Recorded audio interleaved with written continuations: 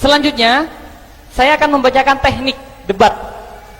Yaitu pertama, masing-masing pihak pro dan kontra diberikan kesempatan 2 menit argumen pembuka. Jadi 2 menit bagi yang pro, 2 menit bagi yang kontra, dilanjutkan dengan diskusi, kemudian diakhiri dengan kesimpulan.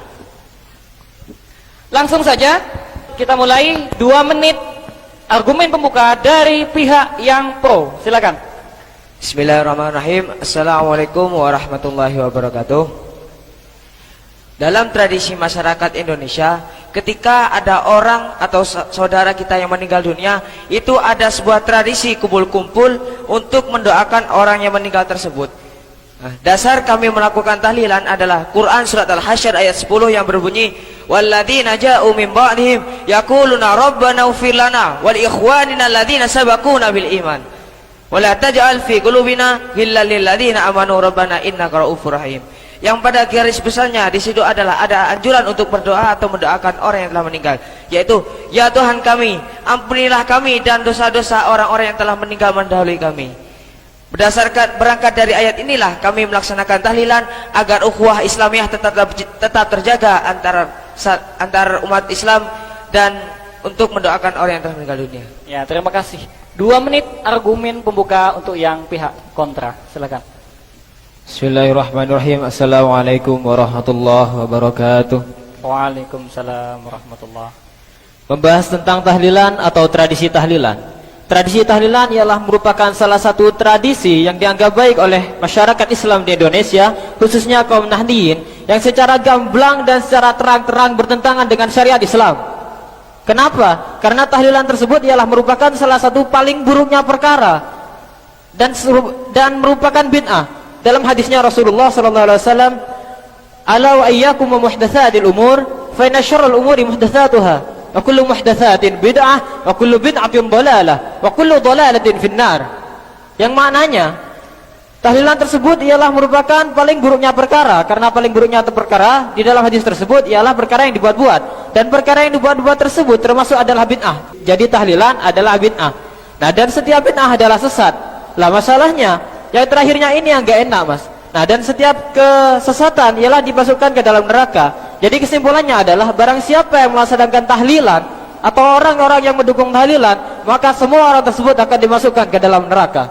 Bismillahirrahmanirrahim. Sip, mantap, mantap. Tepuk tangan dulu buat kedua finalis kita. Lanjut dengan sesi diskusi, langsung ditanggapi oleh Mas. Silakan, silakan. Oleh pihak yang pro. Mungkin Anda kurang memahami tentang permasalahan bid'ah. Mengapa? Karena sungguhnya jumhur ulama itu telah membagi bid'ah menjadi 2. Yang pertama yaitu bid'ah hasanah, yaitu bid'ah yang sejalan dengan ajaran Islam. Sedangkan yang kedua ialah bid'ah sayyi'ah, yaitu bid'ah yang bertentangan dengan ajaran Islam. Nah, sedangkan yang Anda sebutkan tadi, hadis kullu bid'atin dhalalatun, itu oleh Imam Nawawi dalam kitabnya Syarah Sahih Muslim, beliau menyebutkan bahwa hadis tersebut telah ditahsis oleh hadis man sanna fil islami sunnatan hasanatan falahu ajru wa ajru man amila biha ba'dahu. Nah, kalau kita simpulkan masalah tahlilan tadi, tahlilan merupakan bid'ah hasanah. Mengapa? Karena dalam tahlilan itu semua unsurnya merupakan unsur yang dianjurkan oleh agama Islam. Sudah cukup? Silakan dibantah atau ditanggapi atau dikomentari, silakan. Kami sangat tidak setuju jika Anda mengatakan bahwa di dalam tahlilan itu tidak ada unsur yang bertentangan dengan agama Islam. Padahal ada, yaitu tahlilan tasyabuh dengan tradisi agama Hindu pada zaman dahulu. Pada zaman dahulu, orang Hindu apabila ada yang meninggal, maka orang di sekitarnya akan berkumpul di rumah orang tersebut selama 7 hari. Dan hal ini sama persis apa yang dilakukan oleh kalian, warga Nahdliyin, yang disebut dengan tahlilan. Sabda Rasulullah, man tasyabbaha biqaumin fahuwa minhum. Barang siapa yang menyerupai suatu kaum, maka dia termasuk kaum tersebut. Jadi kesimpulannya, orang-orang yang melakukan tahlilan termasuk kaum Hindu, karena tahlilan merupakan tasyabuh dengan tradisi kaum Hindu. Mungkin bisa disebutkan miripnya di apa? Miripnya dengan kumpul-kumpul selama 7 hari. Kumpul-kumpul, oh ya. Silakan ditanggapi. Mas, ya silakan. Maaf, sangat tidak sepadan sekali jika Anda mengatakan bahwasanya tradisi tahlilan itu tasabuh dengan tradisinya orang Hindu. Dan Anda tadi mengatakan tasabuhnya itu dari perkumpulannya. Padahal Nabi sendiri mengatakan, man arada buhwatal jannah falyalzamil jam'ah. Kalau engkau ingin masuk surga, maka ikutilah jamaah atau perkumpulan. Jadi, kalau masalah perkumpulan itu tidak ada hadis atau dalil yang melarangnya, tetapi ada hadis yang menganjurkannya. Tetapi yang dipermasalahkan itu adalah isi dari perkumpulannya itu apa. Kalau dilihat secara detail, isi perkumpulan yang dilakukan oleh orang Hindu dan orang Nahdiyin itu sangat berbeda. Dikarenakan kalau orang Hindu mengisinya dengan hal-hal yang negatif seperti mabuk-mabukan, judi dan lain sebagainya. Dan hal ini pula dalam perkara tasabuh ini juga pernah dilakukan oleh Wali Songo ketika hendak mengajarkan ajaran Islam di tanah Jawa. Pada zaman Wali Songo tidak semata-mata menghapuskan tradisi yang ada atau tradisi yang sudah dilakukan oleh orang Hindu, tetapi hanya merubah isi dalam perkumpulan yang dilakukan oleh orang Hindu. Dan dengan itulah tasabuh dengan orang Hindu menjadi tiada. Jadi interupsi silakan. Iya, Wali Songo melakukan metode itu. Tapi apakah metode itu dicontohkan oleh Rasulullah? Apakah ada contoh dari Rasul? Oh iya, tentu saja Rasulullah sendiri pernah mencontohkannya ketika Rasulullah SAW menyuruh para sahabat untuk melakukan puasa Asyura. Dan para sahabat itu merasa keberatan dikarenakan puasa Asyura juga dilakukan oleh orang Yahudi. Orang Yahudi melakukan puasa Asyura itu untuk merayakan kemenangan Nabi Musa atas Raja Fir'aun. Lah, untuk menghilangkan tasabuh dengan orang Yahudi, Rasulullah SAW menyuruh para sahabat untuk memulai puasa mulai tanggal 9 yang dikenal dengan sebutan puasa Tasu'ah. Jadi saya tegaskan lagi bahwasanya tradisi tahlilan itu tidak sama sekali menyerupai atau tasabuh dengan ajaran Hindu. Terima kasih. Jadi tasabuhnya itu hilang dengan mengubah isi gitu ya. Silakan ditanggapi. Terima kasih. Kami menemukan syubhat yang lain yang tidak bisa sama sekali dibenarkan dalam agama Islam, bahwa karena dalam tradisi tahlilan itu ada hari-hari yang dibuat-buat. Contohnya semisal seperti 7 hari, 10 hari, 40, bahkan 100 atau sampai 1000. Bahkan itu tidak ada perintah dari Nabi. Dan Nabi bersabda, man amila amalan laisa alaihi amruna fahuwa raddun. Barang siapa yang mengerjakan perintah tidak ada perintah atas Rasul, maka perbuatan itu ditolak. Nah, tahlilan itu kan membuat-buat, contohnya seperti 7 hari, 10 hari itu kan tidak ada perintah atas Rasul. Juga ada hal-hal yang banyak tentang bertentangan dengan tahlilan. Contohnya semisal menyuguhkan makanan, bid'ah dan lain sebagainya. Jadi tahlilan itu sama dengan percuma, sama dengan lagi sia-sia. Terima kasih. Sia-sia ya. Mungkin nanti tahlilan sia-sia, kenapa Anda masih dukung tahlilan? Kalau memang tahlilan sia-sia. Kata siapa? Gak ada dasarnya dalam penentuan hari. Rasulullah SAW pernah melakukan satu perjalanan untuk pergi ke Masjid Quba. Hadisnya begini: ya'ti masjidah Quba'in kulla sabtin masyian wa raqiban wa kana Abdullah bin Umar radhiyallahu anhuma yaf'alhu. Yang artinya Rasulullah itu pergi ke Masjid Quba pada setiap hari Sabtu. Perlu digarisbawahi, setiap hari Sabtu. Berarti Rasulullah mengkhususkan melakukan suatu amalan. Wa kan Abdullah bin Umar radhiyallahu anhuma yaf'aluhu. Kemudian perbuatan Rasulullah ini ditiru oleh seorang sahabat yang sangat alim, yaitu Abdullah bin Umar. Nah, kemudian seorang ulama terkemuka mazhab Syafi'i, Al-Hafidz Ibnu Hajar Al-Asqalani, dalam kitab Fathul Bari, dalam mengomentari hadis ini, beliau berkata, sesungguhnya hadis di atas yang barusan saya sebutkan itu menunjukkan kebolehan kita untuk menentukan atau mengkhususkan suatu amalan pada hari-hari tertentu. Contohnya seperti apa? Seperti dalam tahlilan, yaitu pada hari pertama sampai ke-7, 40, 100, naun, 1000 dan seterusnya. Itu hukumnya boleh berdasarkan hadis tadi, karena tidak ada dalil yang melarangnya.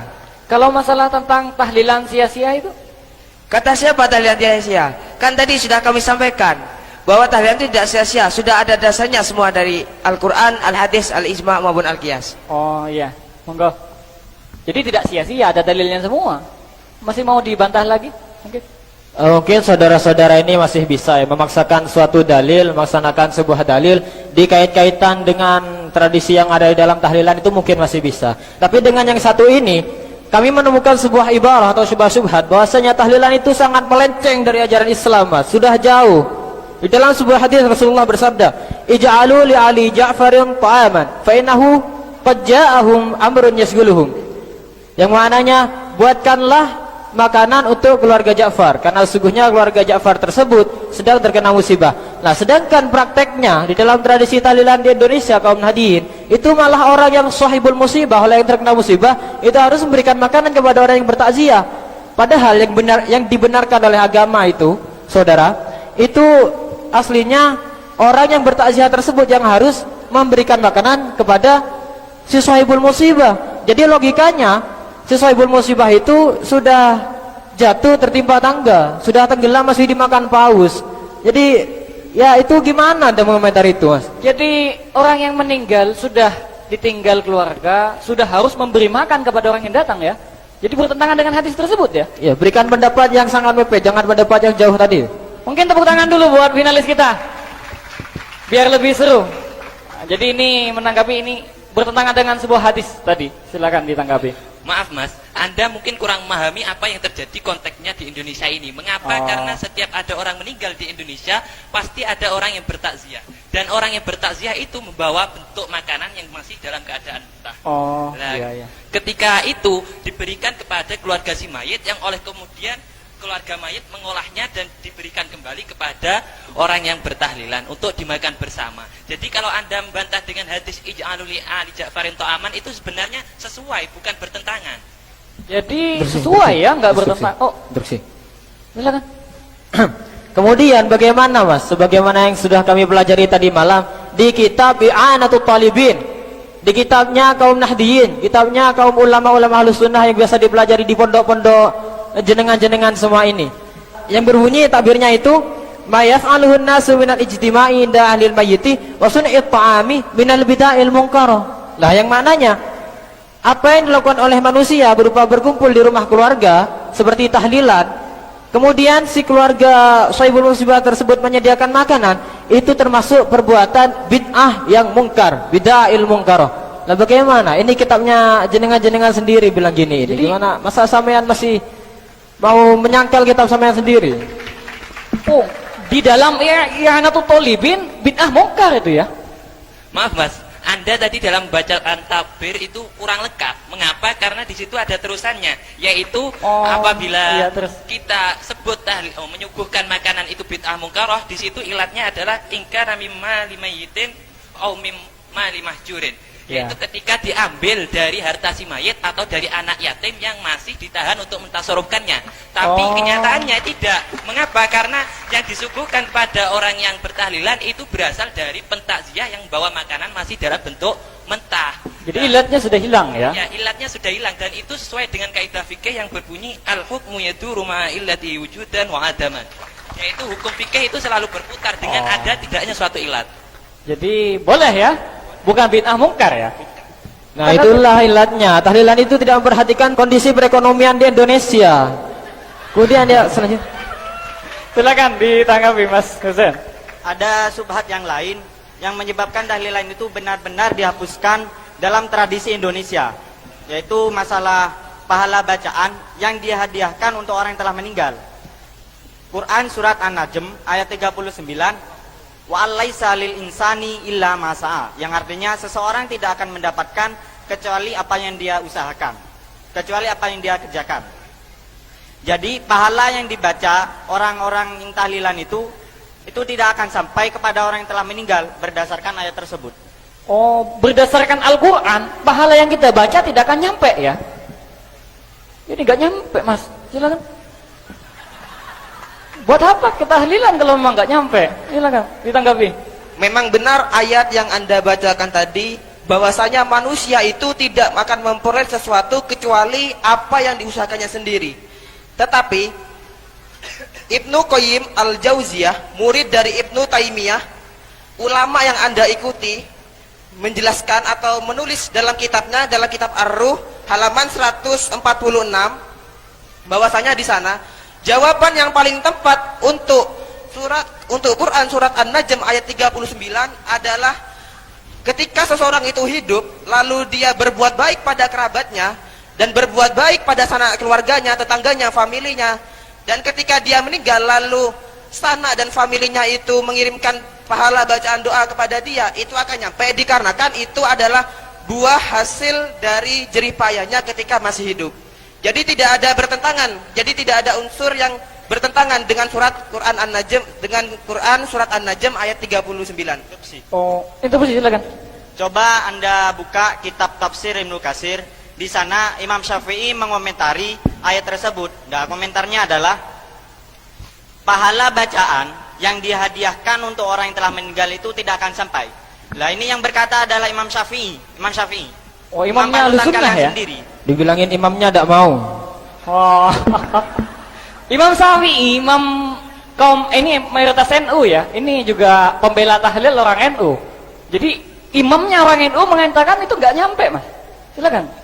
Mungkin ada jawaban. Maksud dari pendapat Imam Syafi'i yang mengatakan bahwasanya pahala bacaan yang dikirimkan kepada orang yang meninggal dunia yang tidak sampai, itu sudah dijelaskan oleh Syekh Zakaria Al-Ansori yang menyatakan bahwasanya yang dimaksud dengan pahala yang tidak nyampe kepada orang yang telah meninggal dunia itu apabila tidak dibaca di samping mayat atau tidak dihususkan kepada si mayat.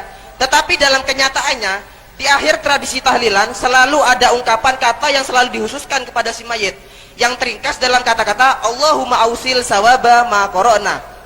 Jadi saya tegaskan lagi, mau tidak mau, ikut tidak ikut, tetap bahwasanya pahala bacaan Al-Quran itu tetap sampai kepada orang yang telah meninggal dunia.